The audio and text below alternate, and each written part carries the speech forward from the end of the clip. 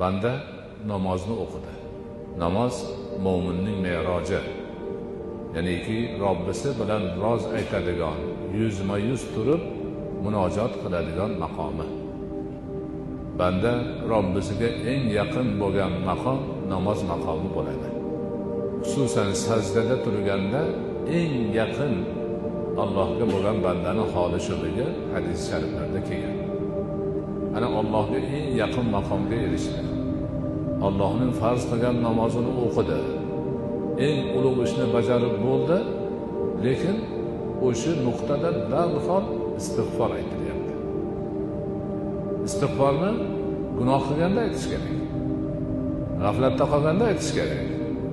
Bu yerda esa ibodatdan keyin, eng ulug' ibodatdan keyin, Alloh bilan rozi aytgandan keyin aytilyapti. Nima uchun desa, mashoyixlarimiz aytadiki, Rasululloh sallallohu alayhi va sallam bu ishni doimo o'zlari qilganlar.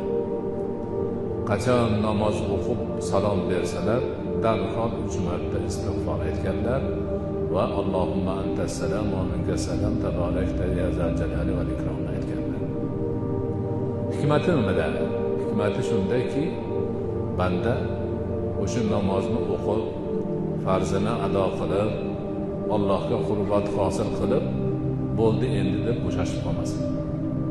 Ko'ngli boshqaga ketib qolmasin. Shuning uchun istig'for aytadi. Shuning uchun astag'firulloh aytadi. Rohat, farog'atda, hamma yo'g'i tinchlik, omonlikda bo'lganda bandaning xayoli qochib qolish xavfi katta. Shuning uchun mana bu shiddat paytida o'zini bemalol tutgan mashoyixlar rohat paytida titrab qolishadi. Shu rohat payti meni g'aflatga solib qo'ymasin degan ma'noda. Namozni orqasidan istig'for aytishim shu. Mana shuni juda yaxshi biz anglab yetishimiz kerak, amal qilishimiz kerak.